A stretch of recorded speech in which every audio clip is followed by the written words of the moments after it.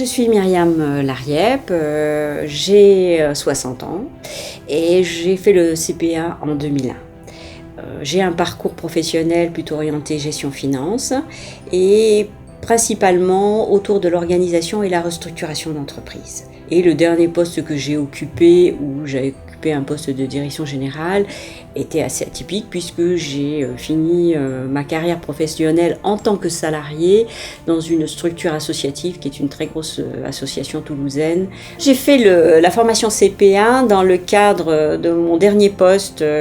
directeur du Pacte AIM de la Haute-Garonne, dans le cadre d'une restructuration pour laquelle effectivement j'avais mis en place une validation d'acquis professionnels et j'avais souhaité effectivement choisir de me former avec les salariés et c'est dans ce cadre-là que nous avons choisi effectivement la formation CPA. Cette formation qui a pour vocation à développer des outils d'analyse stratégique, de compréhension des mécanismes des entreprises, petites ou grandes, s'appuie sur l'étude d'un certain nombre de cas d'entreprises avec des ateliers et des débats pendant une année. Elle confronte des points de vue, des professionnels d'environnements différents qui viennent à la fois pour apprendre, mais qui viennent aussi pour apporter leurs connaissances et leurs compétences et échanger. C'est, je dirais, la caractéristique du CPA, puisque la formation CPA est faite par des dirigeants à des dirigeants, donc elle se veut essentiellement professionnelle, avec des expériences internationales, puisqu'elle est assortie de missions à l'international. Je crois qu'effectivement, ça reste, je dirais, un des aspects fondamentaux du CPA, c'est de garder cette vision très professionnelle,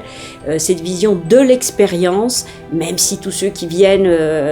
pour présenter ou pour former sont des gens qui ont un cursus, qui ont été formés à différentes écoles et qui viennent aussi avec une expérience acquise, qui en font des formateurs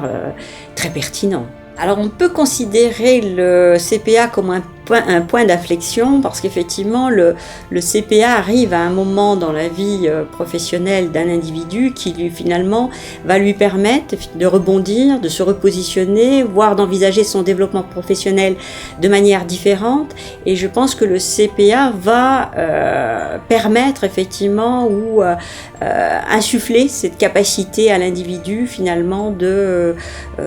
changer sa position quelle qu'elle soit et de lui donner effectivement une espèce aussi d'impulsion pour repartir sur un nouveau départ.